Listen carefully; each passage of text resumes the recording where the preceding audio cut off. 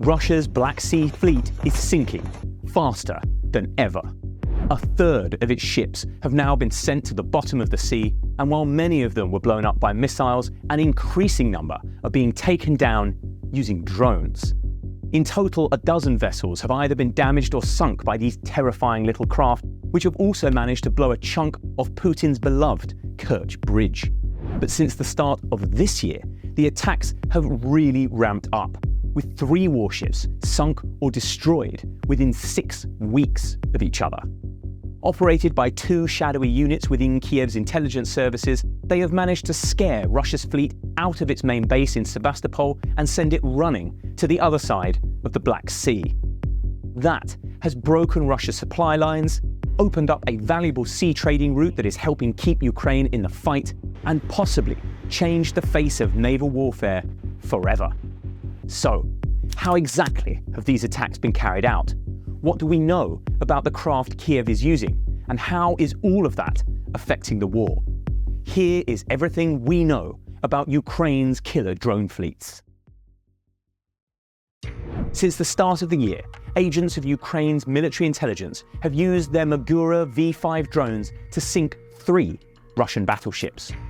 Those vessels were the Ivanovets missile cruiser, the Caesar Kunikov transport ship, and the Sergei Kotov patrol boat. Each of these attacks has followed a similar and very successful pattern that is sure to be repeated in the future. First, they all took place at night, making the drones harder to spot and shoot.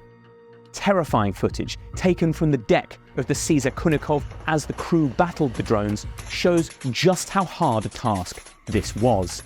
Sitting low in the water, painted black and moving fast, the drones were extremely difficult targets for the hapless Marines on board to hit. They would have been lucky to take out 1 or 2, but in fact, they were attacked by 6 simultaneously.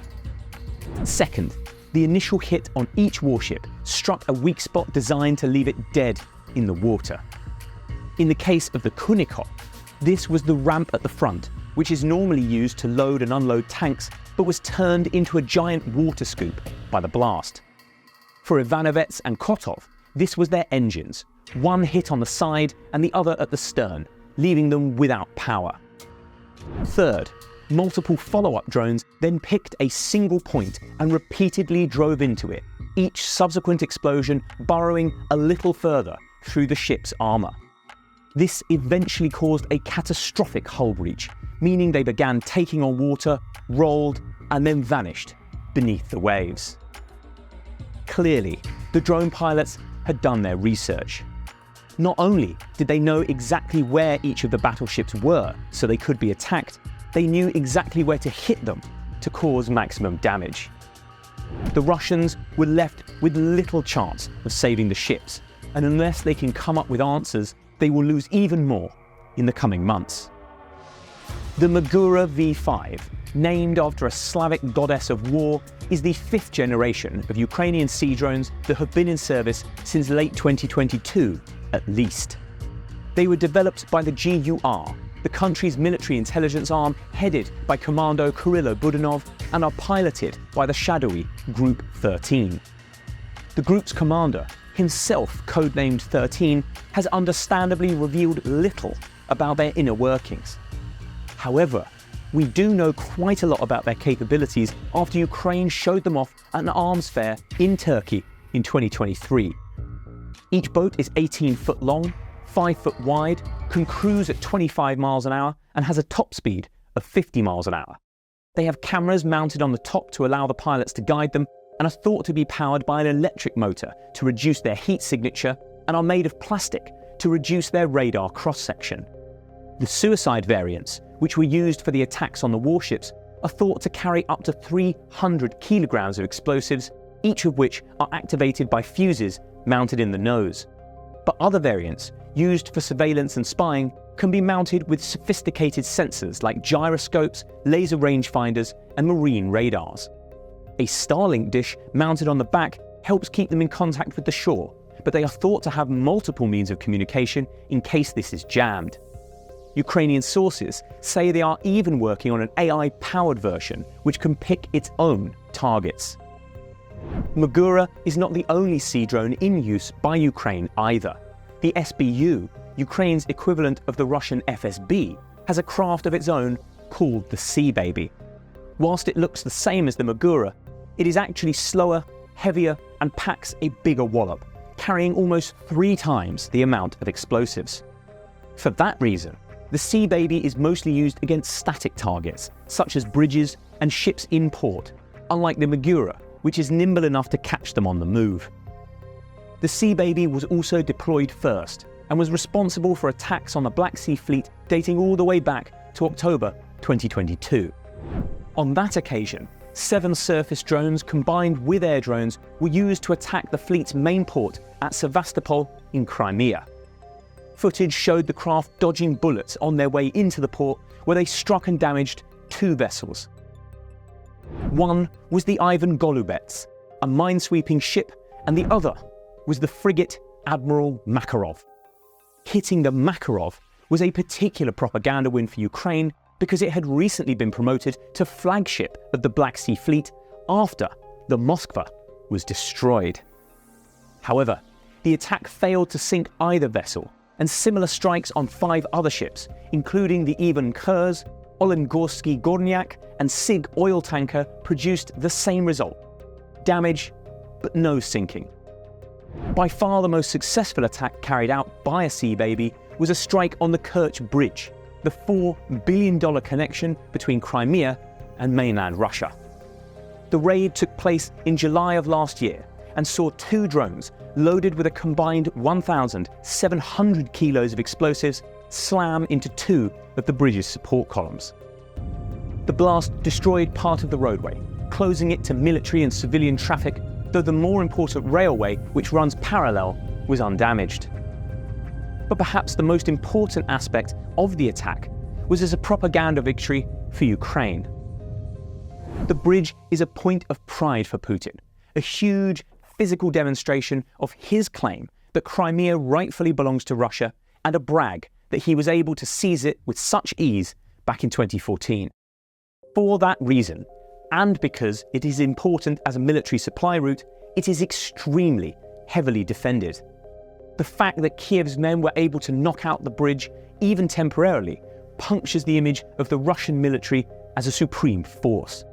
And it also shows up Putin's imperialist dreams about retaking Ukrainian territory as a vulnerable fantasy, at least in the eyes of the people he hopes one day to rule.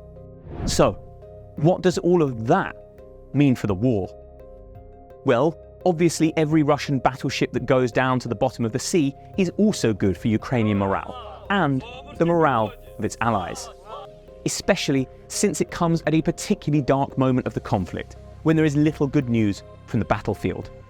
Not only does it keep public and political support behind the war effort, but it proves that Ukraine can still achieve the unthinkable if given the right kind of support.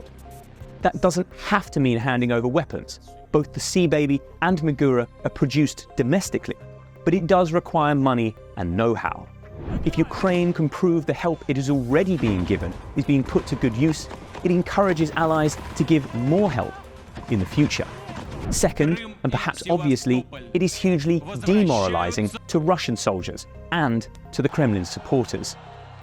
Navies tend to be a point of pride of any armed forces, partly because the sheer size and complexity of battleships, and because of the huge amount of power they can exert.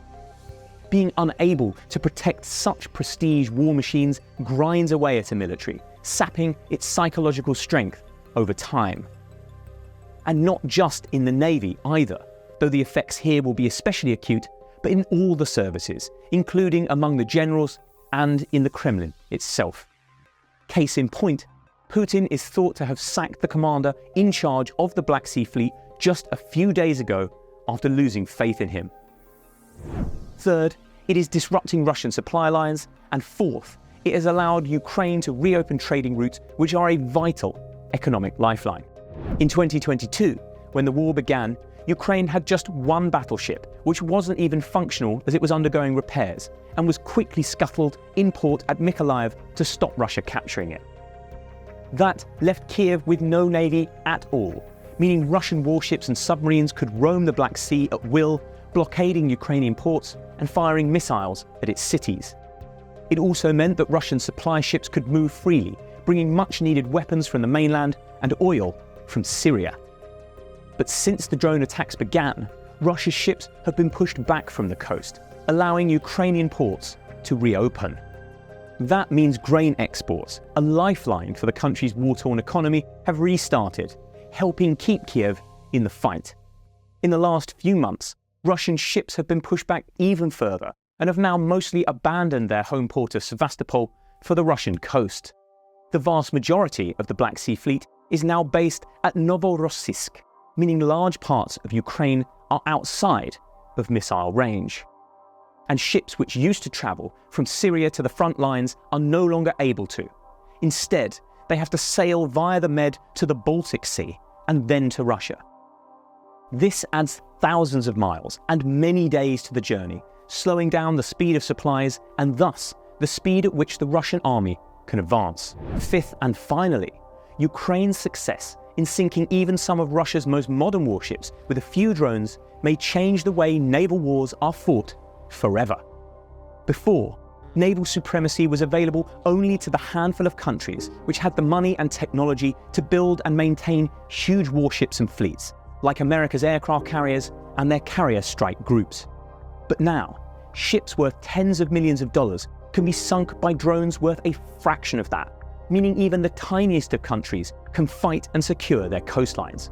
Without a doubt, every naval college in the world will be studying the footage of these Ukrainian drone attacks very carefully and trying to come up with ways to stop them.